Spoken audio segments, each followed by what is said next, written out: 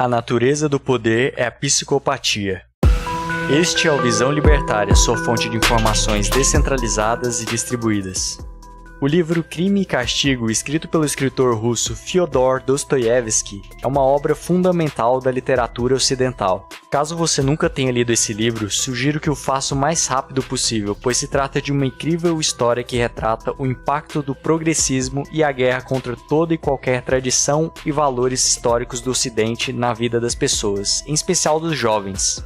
Muitos pensam que o progressismo é coisa recente, dos anos 60 para cá. Outros, menos informados, enxergam o progressismo ainda mais jovem, coisa dos anos 2000. Contudo, Crime e Castigo é uma obra de 1866, escrita na Rússia czarista e nos mostra como já naquela época a noção de que o mundo está num progresso constante rumo a uma utopia terrena onde todos serão prósperos, onde não haverá estados, mas também não haverá propriedade privada, e nem mesmo desigualdade já causava seus estragos. Junto dessa noção, também sempre foi vendida que os valores judaico-cristãos são na verdade amarras que impedem o progresso humano e por isso devem ser abandonadas e substituídas por valores atrelados ao humanismo coletivista. O personagem principal da obra mais famosa de Fyodor Dostoiévski é Raskolnikov, um jovem estudante de direito na cidade de São Petersburgo que vem de uma família extremamente pobre e se encontra em sérias dificuldades financeiras. Tendo sido obrigado a abandonar a faculdade e estando a ponto de ser despejado do cubículo em que vivia por não ter como pagar o aluguel. Porém, Raskolnikov conhece uma velha senhora que penhorava bens e tinha uma quantidade razoável de dinheiro guardado em sua casa.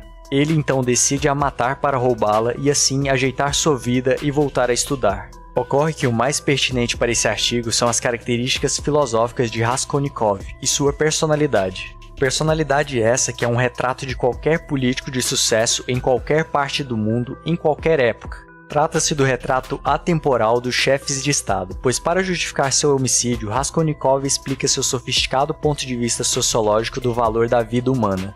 O leitor do livro é informado que mesmo antes de pensar em cometer um latrocínio, o personagem principal escreveu um artigo no qual ele defende o seguinte ponto de vista. Abre aspas. No mundo, as pessoas não são iguais. Nesse mundo, há dois tipos de pessoas, as ordinárias e as extraordinárias. As pessoas ordinárias são a imensa maioria da população, gente medíocre sem muitos interesses intelectuais, vivendo suas vidas um dia após o outro, sabendo que não tem condições de impactar a vida dos outros de uma forma grandiosa. Já as pessoas extraordinárias são indivíduos iluminados, sábios, inteligentes e destinados a fazer a humanidade progredir. Para Raskolnikov, as pessoas ordinárias estavam sujeitas às leis. Porém, as pessoas extraordinárias não deveriam estar sempre preocupadas em agir legalmente, pois, segundo essa teoria, esses iluminados às vezes tinham não apenas o direito, mas o dever de cometer crimes como o homicídio. Isso porque algumas situações nas quais os extraordinários se encontravam demandavam o crime, mas não para satisfazer a luxúria do indivíduo, e sim para colocar a humanidade no caminho do progresso. Fecha aspas. Na história, vemos que esse pensamento é mais comum do que imaginamos, só não costuma ser explicitado. Alexandre III da Macedônia, por exemplo, devastou boa parte do mundo antigo, cometendo roubos, estupros e assassinatos na sua ânsia de governar o mundo. Imagine que você resolvesse sair agora invadindo as casas de seu bairro, matando seus vizinhos e violentando suas filhas e esposas. Certamente você seria comparado ao criminoso Lázaro Barbosa, não é? Entretanto, Alexandre III da Macedônia recebeu o título de Alexandre o Grande, como se todos os crimes que ele cometeu fossem sinônimos de grandeza e não de psicopatia. No Brasil, a família real brasileira é amada por muitos. Há um número crescente de pessoas, jovens em especial, que olham para o passado com uma grande admiração para o período imperial do nosso país. Entretanto, já pararam para pensar na quantidade de vidas que Dom Pedro I e Dom Pedro II destruíram?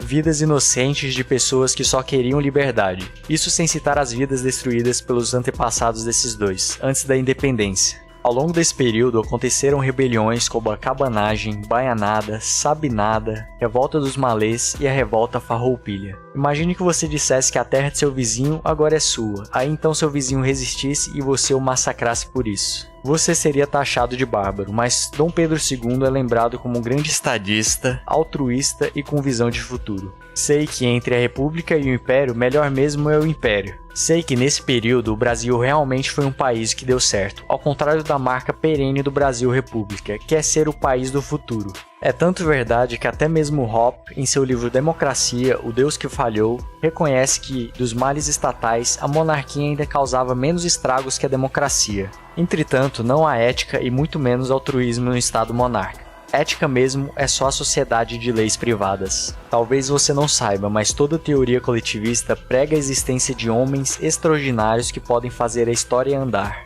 Você encontra essa doutrina no marxismo, no fascismo e no nazismo. Mas não se engane, pois você pode encontrar essa mentalidade na democracia. Vejamos. Recentemente, o ministro do Supremo Tribunal Federal, Luiz Roberto Barroso, autorizou os detentos trans e transexuais a cumprir pena em prisões femininas. Detalhe, não precisa ser operado, ou seja, em tese basta o indivíduo se declarar trans. Isso não é por acaso. Quem é estudante de direito sabe que Barroso é certamente a figura mais progressista do Supremo. Ele já declarou em várias ocasiões que vê como papel fundamental de uma corte constitucional fazer a história andar. Perceba nisso o mesmo pressuposto de Raskolnikov, de que ele é uma figura iluminada o bastante para guiar a humanidade para o progresso, mesmo descumprindo a lei, pois para Barroso pouco importa o que diz a Constituição, para ele os valores progressistas é que devem prevalecer. Mas de Raskolnikov vamos para O'Brien, pois essa mesma mentalidade também é encontrada no principal vilão do livro 1984, que não é o Grande Irmão, já que esse é apenas uma peça de propaganda.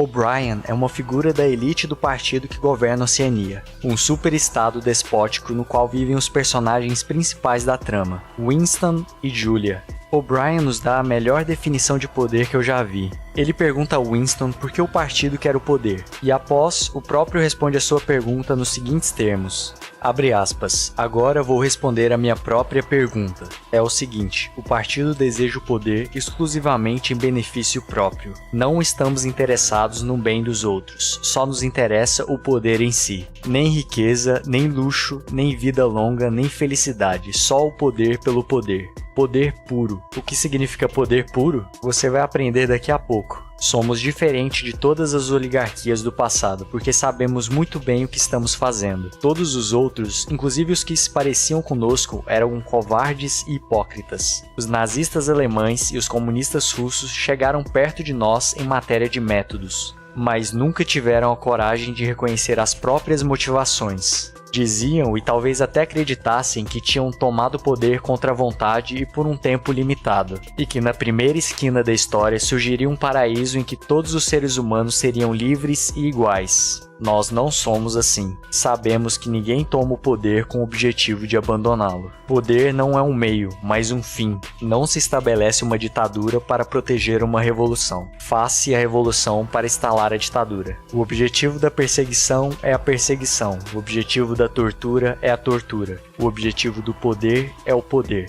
Fecha aspas. Páginas 307 e 308 do livro 1984. O'Brien também se vê como extraordinário e também vê a maioria das pessoas como ordinárias. Contudo, ele não guarda o pensamento hipócrita que os crimes que ele comete são para fazer a humanidade progredir.